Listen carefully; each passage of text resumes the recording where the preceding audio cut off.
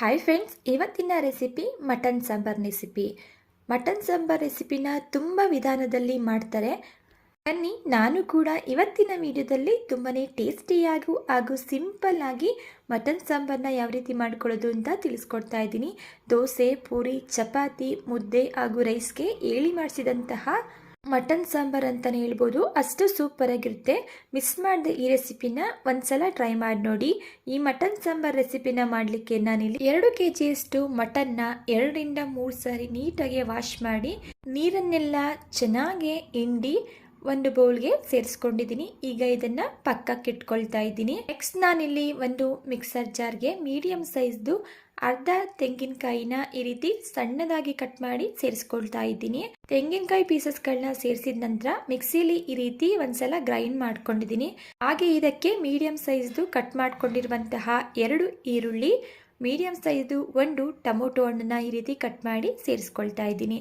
ಇದ್ರ ಜೊತೆಗೆ ಒಂದು 3 ಗೆಡ್ಡೆಯಷ್ಟು ಬೆಳ್ಳುಳ್ಳಿ, 1 ಇಂಚಷ್ಟು ಶುಂಠಿ ಹಾಗೂ 2 ಟೇಬಲ್ ಸ್ಪೂನಷ್ಟು ಉರಿಗಡಲೆ, 2 ಇಂಚಷ್ಟು ಚಕ್ಕೆ, 5 ರಿಂದ 6 ಲವಂಗ, 2 ಟೀ ಸ್ಪೂನಷ್ಟು ನಾನಿಲ್ಲಿ ಗಸಗಸೆನ ಸೇರಿಸ್ಕೊಳ್ತಾ ಇದ್ದೀನಿ. ಇದ್ರ ಜೊತೆಗೆ ಸ್ವಲ್ಪ ಪುದೀನ ಹಾಗೂ 1 ಹಿಡಿಯಷ್ಟು ಕೊತ್ತಂಬರಿ ಸೊಪ್ಪನ್ನು ಸೇರಿಸ್ಕೊಂಡು ಇದನ್ನು ರುಬ್ಲಿಕ್ಕೆ ಅವಶ್ಯಕತೆ ಇರೋಷ್ಟು ನೀರನ್ನು ಸೇರಿಸ್ಕೊಂಡು ನೈಸಾಗಿ ಇದನ್ನು ಪೇಸ್ಟ್ ಮಾಡ್ಕೊಳ್ತಾ ಇದ್ದೀನಿ. ನೋಡಿ, ನಾನಿಲ್ಲಿ ಮಸಾಲನ್ನ ಈ ರೀತಿ ನೈಸಾಗಿ ಪೇಸ್ಟ್ ಮಾಡಿಕೊಂಡು ಇದನ್ನು ಪಕ್ಕಕ್ಕೆ ಇಟ್ಕೊಳ್ತಾ ಇದ್ದೀನಿ. ನೆಕ್ಸ್ಟ್ ನಾನಿಲ್ಲಿ ಒಂದು ಕುಕ್ಕರ್ನ ಇಟ್ಕೊಂಡಿದ್ದೀನಿ. ಕುಕ್ಕರ್ ಬಿಸಿಯಾಗಿದ ನಂತರ ಇದಕ್ಕೆ 3 ಟೇಬಲ್ ಸ್ಪೂನಷ್ಟು ಎಣ್ಣೆನ ಸೇರಿಸ್ಕೊಳ್ತಾ ಇದ್ದೀನಿ. ಎಣ್ಣೆ ಬಿಸಿಯಾಗಿದ ನಂತರ ನಾನಿದಕ್ಕೆ ಚಿಕ್ಕ ಸೈಜಿನ ಈರುಳ್ಳಿನ ಈ ರೀತಿ ಸಣ್ಣದಾಗಿ ಕಟ್ ಮಾಡಿ ಸೇರಿಸ್ಕೊಳ್ತಾ ಇದ್ದೀನಿ. ಈರುಳ್ಳಿ ಸ್ವಲ್ಪ ಕಲರ್ ಚೇಂಜ್ ಆಗೋವರೆಗೂ ಇದನ್ನು ಫ್ರೈ ಮಾಡ್ಕೊಳ್ತಾ ಇದ್ದೀನಿ. ಈರುಳ್ಳಿ ಸಾಫ್ಟಾಗಿ ಕಲರ್ ಚೇಂಜ್ ಆಗಿದ ನಂತರ ಇದಕ್ಕೆ ನಾವು ವಾಶ್ ಮಾಡಿ ಇಟ್ಕೊಂಡಿರುವಂತಹ ಮಟನ್ನ ಸೇರಿಸ್ಕೊಳ್ತಾ ಇದ್ದೀನಿ. ಮಟನ್ನ ಸೇರಿಸಿದ ನಂತರ ಅರ್ಧ ಟೀ ಸ್ಪೂನಷ್ಟು ಅರಿಶಿಣದ ಪುಡಿ ಹಾಗೆ ಸ್ವಲ್ಪ ಉಪ್ಪನ್ನು ಸೇರಿಸ್ಕೊಂಡು ಮಿಕ್ಸ್ ಮಾಡ್ಕೊಳ್ತಾ ಇದ್ದೀನಿ. ನೋಡಿ, ಈ ಮಟನ್ನ ನಾವು ಎಲ್ಲಿವರೆಗೂ ಮಿಕ್ಸ್ ಮಾಡ್ಕೊಳ್ತಾ ಫ್ರೈ ಮಾಡ್ಕೋಬೇಕು ಅಂದರೆ ಚೆನ್ನಾಗಿ ಮಟನ್ನೆಲ್ಲ ನೀರು ಬಿಟ್ಟು ಆ ನೀರೆಲ್ಲ ಮತ್ತೆ ಡ್ರೈ ಆಗೋವರೆಗೂ ಚೆನ್ನಾಗಿ ಇದನ್ನು ಫ್ರೈ ಮಾಡ್ಕೋಬೇಕಾಗುತ್ತೆ. ನಾನಿಲ್ಲಿ ಒಂದು ಪ್ಲೇಟನ್ನು ಕ್ಲೋಸ್ ಮಾಡಿ ಮಟನ್ನಲ್ಲಿರುವಂತಹ ನೀರೆಲ್ಲ ಬಿಟ್ಟು ಡ್ರೈ ಆಗೋವರೆಗೂ ಇದನ್ನು ಮಧ್ಯಮದಲ್ಲಿ ತಿರ್ಸ್ಕೊಳ್ತಾ ಫ್ರೈ ಮಾಡ್ಕೊಳ್ತಾ ಇದ್ದೀನಿ. ನೋಡಿ, ಈಗ ಮಟನ್ನು ಬೆಂದು ನೀರು ಬಿಟ್ಕೊಂಡಿದೆ. ನೀವೇ ಇಲ್ಲಿ ನೋಡ್ತಾ ಇರ್ಬೋದು. ಈ ನೀರೆಲ್ಲ ಕಂಪ್ಲೀಟ್ ಆಗಿ ಡ್ರೈ ಆಗಬೇಕು. ಅಲ್ಲಿವರೆಗೂ ಈ ಮಟನ್ನ ಒಂದು ಪ್ಲೇಟನ್ನು ಕ್ಲೋಸ್ ಮಾಡಿ ಫ್ರೈ ಮಾಡ್ಕೋಬೇಕಾಗುತ್ತೆ. ಈ ರೀತಿ ನೀರು ಇರಬೇಕಾದ್ರೆ ಮಸಾಲೆನ ಸೇರಿಸ್ಕೊಂಡ್ರೆ ಸಾಂಬಾರ್ ಹಸಿ ಸ್ಮೆಲ್ ಬರುತ್ತೆ. ಅದರಿಂದ ಈ ರೀತಿ ಕಂಪ್ಲೀಟ್ ಆಗಿ ನೀರೆಲ್ಲ ಡ್ರೈ ಆದಮೇಲೆ ಮಸಾಲೆನ ಸೇರಿಸ್ಕೋಬೇಕಾಗುತ್ತೆ. ಈಗ ನೀರು ಡ್ರೈ ಆಗಿದೆ.